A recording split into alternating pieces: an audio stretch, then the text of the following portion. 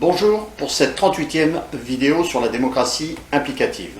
Elle aborde le sujet de l'éducation par un peu d'histoire.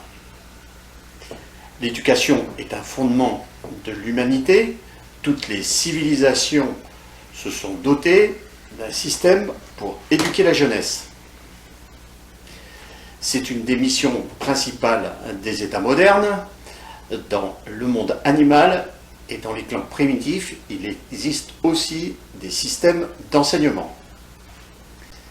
La différence vient des maîtres qui enseignent des disciplines comme les mathématiques, la grammaire, la philosophie et autres. C'est le développement des connaissances qui a entraîné l'organisation de l'éducation et de sa spécialisation par matière. En France, nous avons hérité des Romains qui disposaient d'un système laïque. Après l'effondrement de l'Empire, l'Église catholique a compris rapidement l'importance d'éduquer pour mieux diffuser sa doctrine. C'est Charlemagne avec son capitulaire Admonito Generalis promulgué en 789 qui confie l'organisation de l'enseignement en faveur du pouvoir religieux. Il le gardera jusqu'à la fin du XIXe siècle. Ce sont les lois Ferry en 1881 et 1882 qui posent les bases de notre éducation nationale. Elles rendent l'enseignement primaire public gratuit et obligatoire. L'enseignement y est donné en français, ce qui entraîne le déclin des langues locales. Il ancre le sentiment républicain dans l'ensemble de la société. À partir de cette époque, vont cohabiter deux systèmes éducatifs, le public et le privé. Ce dernier est d'abord largement dominé par les religieux. Maintenant, les écoles publiques laïques s'ouvrent à tous les domaines éducatifs et professionnels. Depuis les réformes de Jules Ferry, le système a peu évolué. Il se basait sur le rythme de l'agriculture et des fêtes religieuses. Les vacances d'été permettaient aux écoliers d'aider aux travaux des champs. La rentrée des universités intervenait en octobre afin de favoriser les vendanges. Pendant le reste de l'année, les fêtes religieuses rythmaient le temps scolaire, Noël, Pâques, Pentecôte. Au fil des ans et des évolutions de la vie, les influences ont changé. Le tourisme est devenu un critère important. Il a imposé l'étalement des vacances d'hiver pour permettre le remplissage des stations de ski.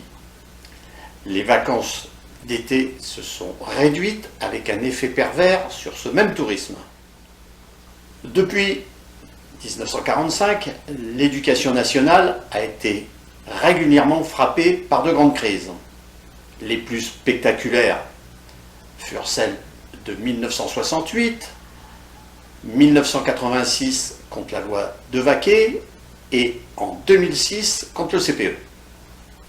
Notre système éducatif est bâti sur 4 piliers. Le primaire, le collège, le lycée et l'université. L'enseignement y est dispensé de façon analytique. Chaque matière est entraînée séparément par des professeurs spécialisés. Seul le primaire fait exception avec un professeur des écoles qui dispense l'ensemble des savoirs. L'éducation nationale a des difficultés à s'adapter au XXIe siècle. À sa décharge, il faut reconnaître qu'elle a connu de multiples pseudo-réformes et des changements de programme incessants. Ceci n'était pas toujours judicieux. Elle connaît aussi un syndicalisme fort qui n'a pas toujours favorisé les évolutions. Les enseignants sont aussi l'un des lobbies les plus puissants de la République. Une grosse erreur de communication va déstabiliser l'institution et profondément marquer l'opinion publique. En 1985, Jean-Pierre Chevènement pose l'objectif de 80% d'une classe d'âge au niveau du bac et 100% au niveau CAP-BEP. La loi d'orientation de Lionel Jospin, 4 ans plus tard, réinterprète mal ces objectifs. L'opinion ne retient que le slogan « le bac pour 80% d'une classe d'âge », en oubliant la partie professionnelle. Ce profond malentendu aura des conséquences dévastatrices, car pour le plus grand nombre, le bac est vu maintenant comme un droit. La filière professionnelle est dévalorisée durablement, chacun voulant aller à la faculté. L'enseignement supérieur est alors noyé sous la masse des étudiants. Ceux-ci ne trouvent pas obligatoirement de débouchés professionnels. Le marché du travail se trouve déstabilisé, en particulier les filières industrielles et artisanales. L'éducation nationale tente vaille que vaille de s'adapter, mais chaque évolution débouche sur des conflits sociaux. Nous restons avec un enseignement cloisonné par matière, où chaque professeur suit sa voie. Dans un monde en plein bouleversement et mouvement incessant, notre système peine de plus en plus. Notre classement dans les différentes évaluations internationales se dégrade régulièrement. Paradoxalement, nos écoles d'ingénieurs et certaines filières sont des références mondiales. Une crise des vocations monte de plus en plus pour recruter les professeurs. Comme pour les médecins, nous voyons le problème venir de loin. Mais une nouvelle fois, les politiques ont été incapables de conduire les véritables réformes et d'anticiper. Je vais revenir sur mon parcours avec l'éducation nationale qui a commencé, comme tout le monde, avec la maternelle et s'est poursuivi jusqu'au collège. Je l'ai quitté à 17 ans pour m'engager.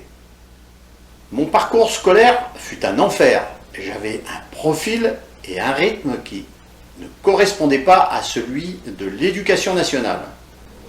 J'ai retrouvé l'institution avec mes 3 enfants dans les années 90. Je n'ai pas trouvé d'amélioration.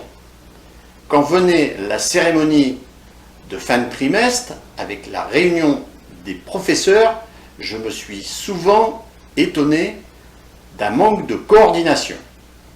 L'exemple le plus étonnant pour moi était les dates de contrôle. Chacun les fixait sans s'en référer aux autres. Une fois, je me suis hasardé à faire cette remarque, bien mal m'en a pris. Je me suis fait asséner un discours sur la liberté de l'enseignement, etc., etc. J'en ai conclu que le grand nombre d'équipes pédagogiques n'était qu'une vue de l'esprit. Cela ne veut pas dire que nous ne disposions pas de bons professeurs. J'ai découvert la faculté sur le tard à 45 ans, en 1998, grâce à une VAE, validation des acquis de l'expérience. Car je n'avais pas le bac. Je ne pouvais me prévaloir que du certificat d'études millésime 1968 et du BEPC. Mon parcours professionnel m'a permis d'accéder directement au niveau licence. J'ai fait un cursus de 2 ans. Dans le cadre de la formation continue, j'ai pu passer une licence en aménagement et développement du territoire. Comme je l'ai expliqué précédemment, je n'ai pu obtenir ma maîtrise. Je suis donc revenu 10 ans plus tard, en 2009, pour obtenir un Master 2. Finalement, il m'a fallu 56 ans pour atteindre le niveau Bac+5.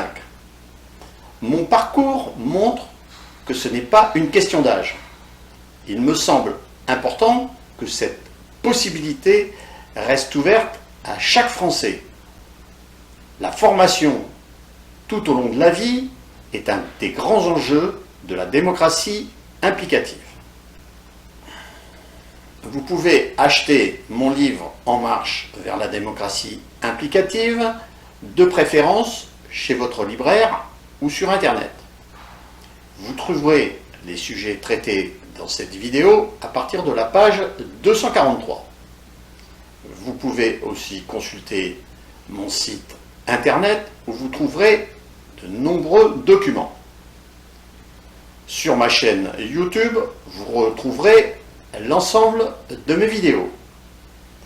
N'oubliez pas de partager celle-ci sur les réseaux sociaux. Je vous remercie et à bientôt.